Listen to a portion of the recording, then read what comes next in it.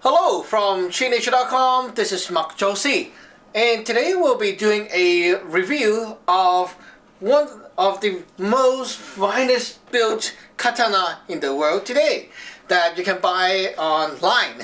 So how exciting! This is not like some katana that it's custom made by whoever master, and you cannot buy it. It's custom made for me. Well, that is kind of showing off, right? But this is not. I am trying to bring you something that is amazingly high quality, but you can also buy it online. Especially this company now just opened their business toward the USA market. So you can actually go to places like Couch of Athena and stuff like that. Those places that sell the functional swords, and you can see this brand. Now this is the brand.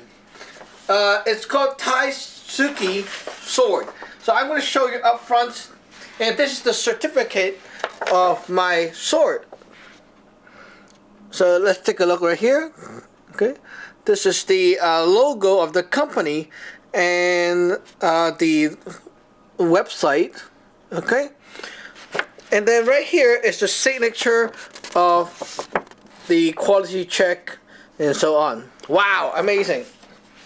Okay, so before we start, we would like to take this opportunity to say thank you for Thaitsuki Sword for sending me this product, because actually this product is given to me for making videos to review and also tell everyone about their wonderful products. So I am not going to, everyone, including the people from Thaitsuki Sword, I have to say, sorry guys, I'm not going to say anything just for the sake of your promotion. I'm going to do my honest review.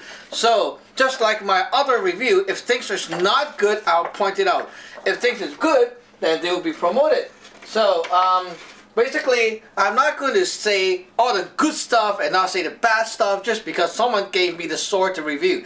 If you think that's the case, then I have to say sorry, because you need to be disappointed. But if your sword is good, of course it will have a lot of good comments here, and I'll tell people about the good stuff. So it's all about honest review. First thing first, I have to mention one thing is that some of you may not know, but my main career is a Talisman master, and so I deal with Talisman magic all the time. And then you're like, hey, what the hell does that have to do with katanas? Well, it does.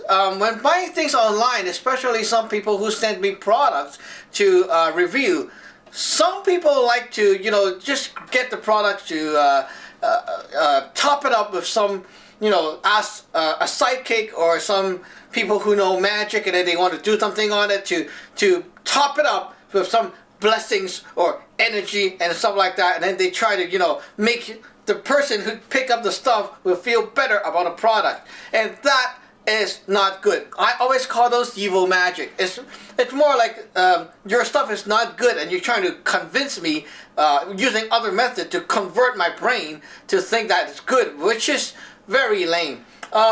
This company, Thaitsuki Sword, is very, very serious about their products. When they ship the thing over to me, especially from Thailand, I expected, hey, somebody may have done some prayers or whatever to it, okay? But it's not, okay? This is purely clean. When I take it out, there's no magic, no energy work, purely just the product. It shows me that from the perspective of a Talisman master, okay, you can really see the energy and all that stuff. If someone did a prayer, did a curse, whatever to it, I can see it. So no special energy or whatever crap done to it. This is purely just a nice product by itself. So that means Thaitsuki Sword is confident about their quality of the product, and they don't need any bullshit to top it up. So this is already a +1. Which is something I really like, okay? So I do appreciate that. Besides that, okay, it came in a nice box with FedEx, okay? FedEx box, so this is their box. You can even see their logo and the kanji right there of their company's name. And then right here is the Thailand word, the Thai words. And then here, you can't really, there's no English name, But oh, there's the made in Thailand right here. I don't know if you can see it. Okay, and yeah, both sides read made in Thailand, and then we got a label here which is their address. So that's pretty nice. It's say fragile too, but it's all covered up by the UPS package. So this package came in with the sword inside a bag, and it's not shaking around because they used some very nice foam. These are like the insulation foam for walls or something. I don't know. They look really nice. Okay, like these. I like these foams. I don't know where they get it, but it's really cool. There are also two foam pieces that have the circular cutouts.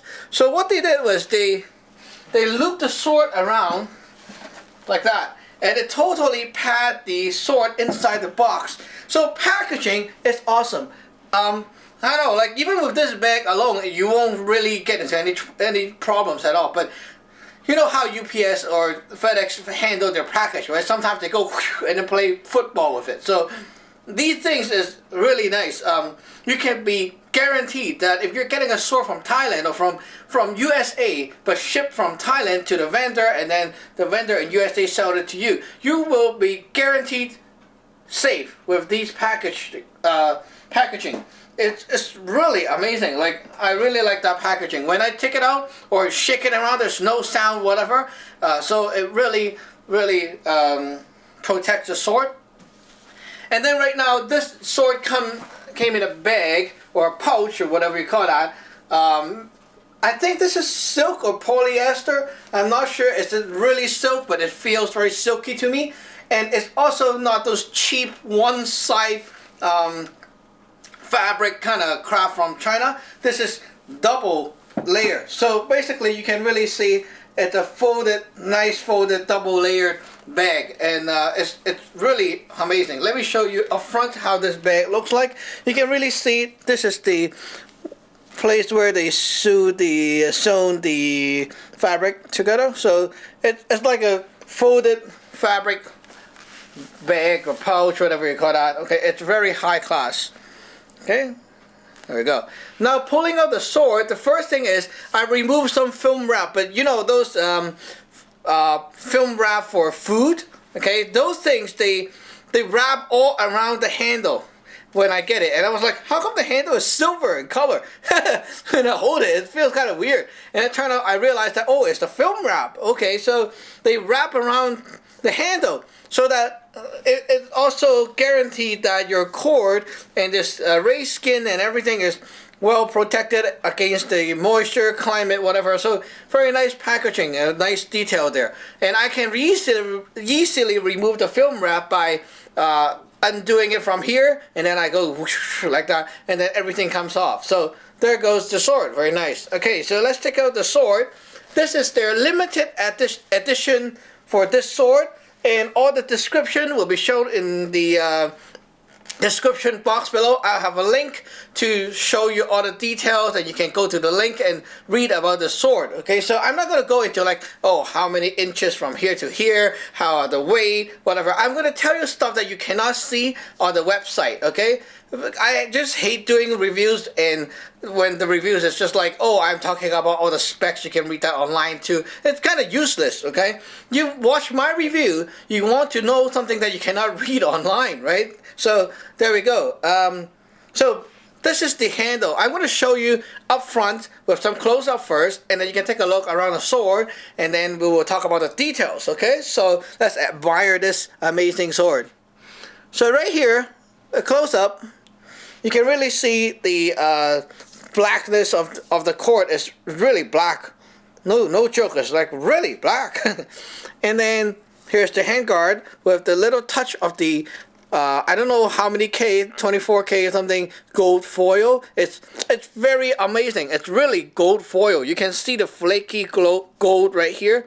Okay, the gold foil is a nice touch. Okay, and then right here where they tied this thingy is really nicely done. It's not loose or anything. Okay, very nicely done. And the scabbard is totally glossy to the max. It's really glossy. And then here you see a nice touch here with this hard harder piece. I'm not sure what material this is, but it's definitely not the same kind of material on the red part. Okay, so it looks really nice and nice, well finished, no dent, no other flaws or whatever. And of course, I'll show you more photography work later on in a future video to see the details on this thing. You can even see the black ray skin below. And these silver fittings is really pure silver. Wow, amazing. Okay, so it looks really nice, and it's nicely tied. You can slide your hand around and it's not moving. There's no wobble. Okay, you can go like that and the sword is not coming out. So it's very nice fit for sure. Now let's take out the sword. Wow. Okay, beside the sword itself, look right here. This is where most cheap production sword fail.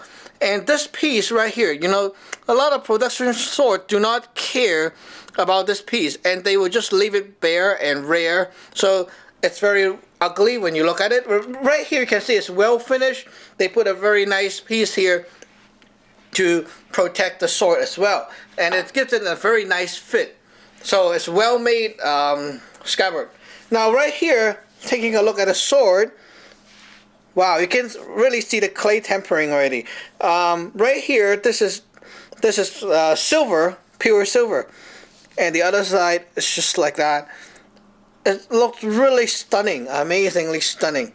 And I cleaned up the factory oil already, but I have to say that the factory oil is actually very light, not like the made in China crap that they put tons of oil on top. This one is really well oiled. When it came, just a little bit of oil, and I just removed that. And of course they did it on purpose, and just like any other sword, right, you need to clean it up. So you can see right here, looks very nice. Okay, so this is a what they call a Sanmai blade, which is a sandwich sword. Okay, sandwich steel blade sword. In the middle, they fold the carbon steel by different types of steel, and then layered it, and then they fold and fold, and then after that they sandwich that whole block of folded steel with another harder carbon steel on top and wrap around it, and then they hammer it, and so that the edge here, the edge is harder than the body. From the website, it say that it's 60 HRC hardness from the edge, and then here is 35 HRC. Just to give you an idea, like the cold steel blade right here, cold steel Code 4. This is a pocket knife. Okay, cold steel pocket knife. This knife here by cold steel standard is about 54 to 55 HRC. So that is the kind of standard that cold steel use, and it's already very, very tough. Now this is 60 HRC right here. From the person I got contact with, they say that this is actually 65 HRC right here. And then you'll be like, hey, that's your claim. How do I know, bro? There is actually a marking that you can see right here. Okay, let me show you around and see the blade pattern first. Okay, so to see the blade pattern, you need a flashlight, of course. Just like seeing any pattern steel sword, you need a little flashlight here that is very dim. And now you can see the pattern clearly. I'm not sure if you can really see it yet. Okay, there you go. Okay, so there's a clay temper line right there, and there's a very wavy pattern, as you can see. So yeah, stay tuned and look at my photography review. That one you will see a lot of nice photo, and I will show you all the good stuff inside the pattern and stuff like that. But really right now I cannot see it like show you clearly on the camera because it's really hard to show. But yeah, you can. Oh, here we go. You can really see a bit of it already. You see the pattern? Okay, so it's basically like that. Okay, trying to adjust the light angle so you can see it. Okay, very hard to show, but you know, stay tuned for my photography review and you'll see it. So yeah, they have this marking somewhere. Let me find it and I'll show you. Okay, right here. There we go. Okay, right here. right here. You see a little spot that is a bit lighter color?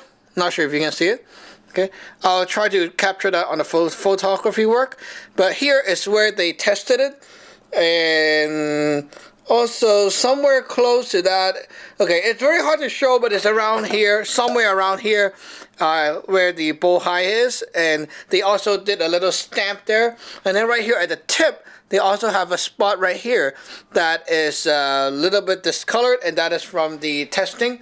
So I can see that they actually did test the blade, and it's very up to standard. So you can see that, hey, the whole blade is not just like, oh, it's how many HRC, it's how many HRC. No, it is really proven to be, because they tested it, and it's a quality blade, so they tested each of these limited edition blade, or I think they even test all of their production blade with that machine. So it's guaranteed to be a real functional sword that is really tough, and so on. So now the sharpness test. When I get this out of the box, it is really sharp. I did not do anything to it yet, but just by looking at the edge, I can tell you that right here it's not sharpened, and it's just sharpened starting from the bow high and up, and then you can feel the edge start to get sharp. So yeah, right here is very sharp. Okay, right here and up. So basically the first section about the palm height is not sharpened fully, and that is logical because sometimes you need to slide the sword, and here you don't need the sharp edge right there, so you don't really have to sharpen that, and it makes the sword more durable. Now the let me show you the balance point. Okay, to show you the balance point, I have a bottle right here that's going to secure it in place. Harsh. Okay.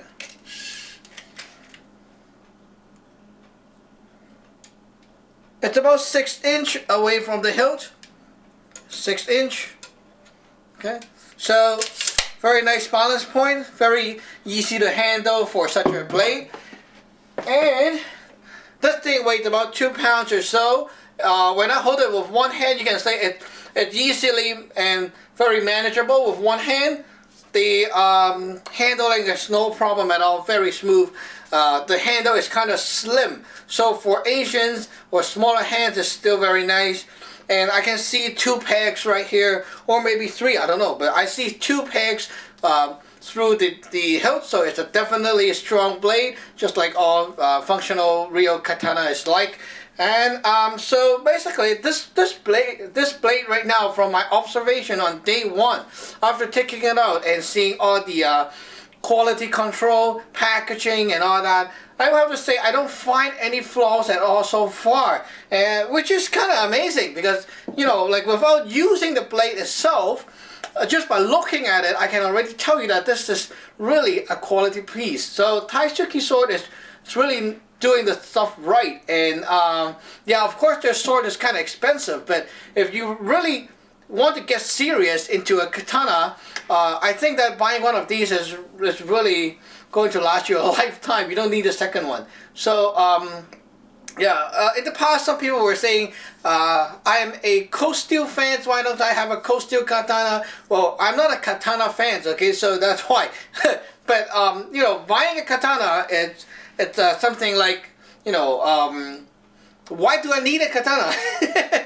Okay, and also buying a katana for $300 to $400 versus this one, which is $2,000. The difference in quality, it's a big difference, right?